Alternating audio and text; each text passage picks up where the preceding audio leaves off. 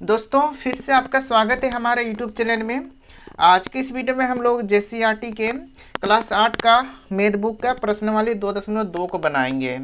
तो इसका पहला क्वेश्चन है कि योग संक्रिया किए बिना योगफल ज्ञात कीजिए। यानी जो क्वेश्चन दिया हुआ योग के रूप में, इसको जोड़ना नहीं है और इसका योगफल निकालना है। तो इसको कैसे निकालेंगे? अगर हम यहाँ पर ध्यान से देखें तो ये जो जितनी भी जो संख्याएं हैं योग के रूप में, सभी विषम संख्याएं हैं और जितनी भी जो संख्याएं हैं ये क्रमागत हैं। जैसे एक के बाद विषम संख्या 3 आती है, 3 के बाद 5, 7, 9, इस प्रकार से। यानी एक तो विषम संख्या है और सभी क्रमागत है, यानी 1 से शुरू है। तो जब भी इस प्रकार से जब क्वेश्चन रहता है तो इसका योग ज्ञात करने के लिए ध्यान देना है, हम n स्क्वायर करते हैं। एन स्क्वायर, ठीक है ना। एन स्क्वायर क्या है? जहाँ पर एन हमारा नंबर है कि यहाँ पर कितना नंबर है। जैसे हम 1 जोड़ 3 लेते हैं, ये दोनों भी विषम संख्या हैं और क्रमागत है, तो इनको जोड़ेंगे तो कितना होगा? 4 होगा। लेकिन हमको जोड़ के नहीं बताना है, इसको दूसरा विधि से बताना है। तो यहाँ पर देखेंगे 1, 2, कितना गो संख्या है? 2 गो। तो एन स्क्वायर होता है तो 2 का स्क्वायर हो जाएगा।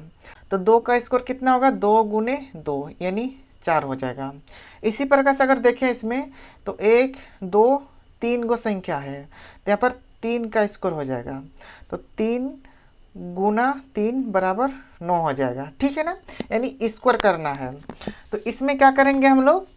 तो यहाँ देखिए 1, 2, 3, 4, 5, 5 गो संख्या है, तो 5 का स्क्वायर करेंगे, 5 का स्क्वायर तो हो जाएगा 5 गुने 5, तो 5 5 25 हो जाएगा।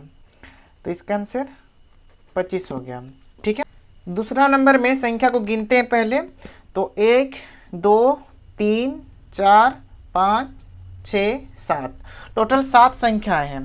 तो यहाँ पर हो जाएगा 7 का वर्ग।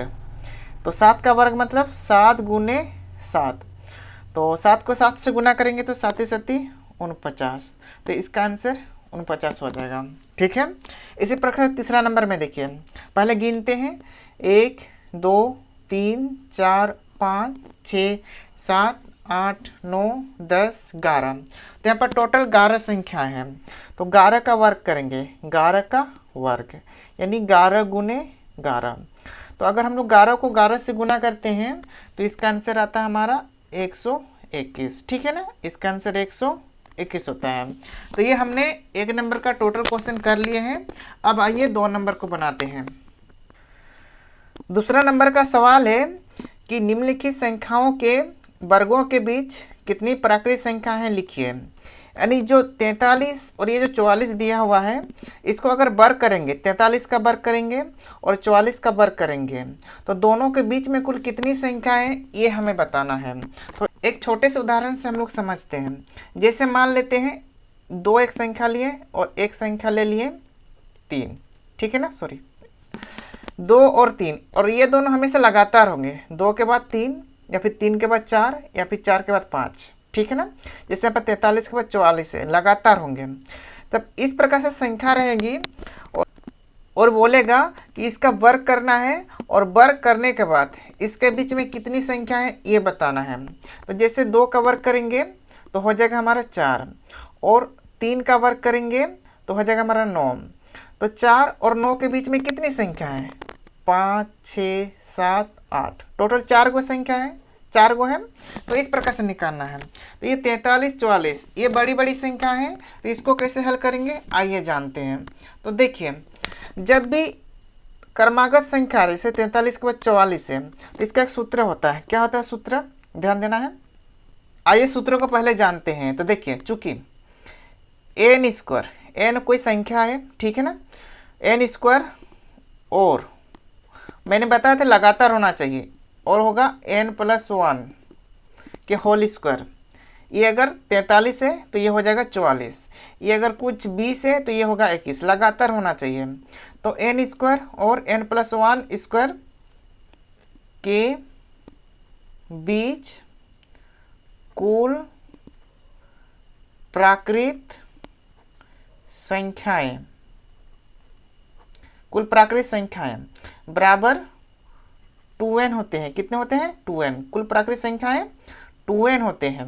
तो इसी प्रकार से अगर हमें 43 और 44 के वर्गों के बीच में प्राकृतिक संख्या निकालने हैं तो लिखेंगे, इसीलिए 43 और 44 के वर्गों के बीच कुल प्राकृत संख्याएं क्या हो जाएगा? 2n। और यहाँ पर n क्या है हमारा? n जो है पहला नंबर होता है, पहली संख्या। जिसे 43 और 44 दिया हुआ है तो इसमें पहली संख्या ये 43 हो जाएगा n। तो यहाँ पर लिखेंगे 2 गुने n हमारा 43, तो यहाँ पर लिखेंगे 43। अब गुना कर देंगे तो 2 तिया 6, 2 चौके 8, यानी 43 और 44 के वर्गों के बीच कुल प्राकृतिक संख्या 86 है, यानी 86 है। इसका आंसर ये हो जाएगा। ठीक है ना। आइए दूसरा नंबर को करते हैं। तो दूसरा नंबर में देखिए क्या है, 14 और 15 के वर्गों के बीच में कुल कितनी संख्या है? तो लिखेंगे 14 और, देखिए ये सूत्र बार बार हम नहीं लिखेंगे, ठीक है ना, डायरेक्ट नीचे वाला से बनाएंगे। तो लिखेंगे 14 और 15 के वर्गों के बीच कुल प्राकृत संख्याएं, नीचे लिख देते हैं, क्या हो जाएगा? 2n। और n हमारा क्या है? पहली वाली संख्या यानी 14। तो 2 गुने 14, तो गुना करेंगे तो 14 दूना 28, यानी टोटल 28 गो है। ठीक है ना। आइए 3 नंबर को बनाते हैं। तीसरा नंबर में है 34 और 35 के वर्गों के बीच में कुल कितनी प्राकृतिक संख्याएं ये बताना है। तो लिखेंगे 34 और 35 के वर्गों के बीच कुल प्राकृत संख्याएं बराबर 2n, बराबर 2 गुना n का मान 34 लिखेंगे। ठीक है। अब गुना करेंगे, 2 चौके 8, 2 तिया 6, यानी 68 गो है। कितने हैं? 68 गो।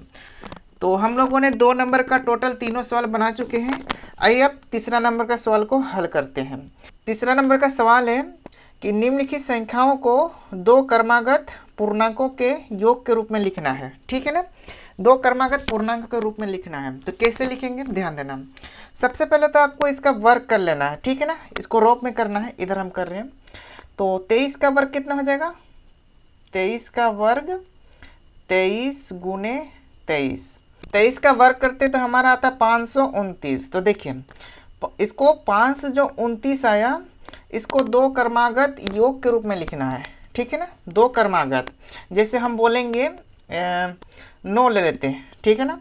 तो 9 को 2 क्रमागत योग के रूप में कैसे लिखेंगे? इसको लिखेंगे 4 जोड़ 5, क्रमागत है और दोनों को जोड़ने पर 9 आ रहा है। तो उसी प्रकार से 529 को ऐसा लिखना है, क्रमागत होना चाहिए और जोड़ने पर 529 आना चाहिए। तो इसके लिए क्या करेंगे, हम इसको पहले भाग देंगे, वो भी 2 से, याद रखना 2 से भाग देंगे। तो भाग देंगे तो क्या हो जाएगा? 2 दूनी 4, घटाएंगे 1, 2, 2 6 12, फिर 9 को उतारेंगे, फिर हो जाएगा 2 चौके 8, 8 हो गया। अब घटाएंगे तो 1 बचेगा। ठीक है ना। 1 बचा हमारा शेष पर। ये जो 264 आया, इसको यहाँ पर लिख देना है। तो 23 का वर्ग आया था हमारा 529, तो यहाँ पर लिख देते हैं पहले 529। अब देखिए 529 को क्या बोले? क्रमागत योग के रूप में लिखना है। तो 2 से भाग दिए तो कितना है? 264, तो लिखेंगे 264। ठीक है ना। और एक बार क्या लिखेंगे? 264 के बाद क्या आता है? 265, तो 265 लिख देंगे। अब इन दोनों को जोड़ेंगे तो ये 529 ही आएगा। ठीक है ना। इस प्रकार से बनाएंगे। उसी प्रकार से 15 का, तो 15 का वर्ग करेंगे तो कितना हो जाएगा? 15 गुने 15 बराबर हो जाएगा हमारा 225 हो जाएगा। हो गया ना। तो इसको किस रूप में लिखना है?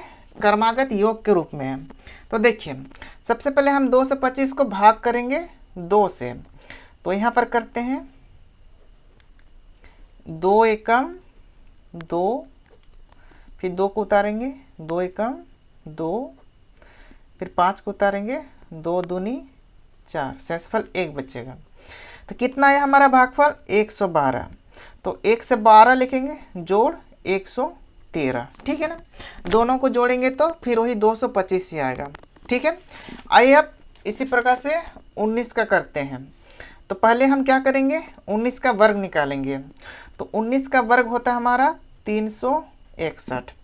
अब 361 को 2 से भाग करेंगे। तो भाग करेंगे तो 2 एकम 2, 6 उतारेंगे 2 अट्ठे 16, फिर 1 उतारेंगे भाग नहीं जाएगा, 0 से भाग लगा देंगे, ठीक है। तो कितना है भाग पर हमारा 180। तो इसको लिखेंगे 180 और 180 के बाद क्या आता है 181। तो इसका आंसर 180 जोड़ 181 हो जाएगा। तो ये इसका आंसर हो जाएगा।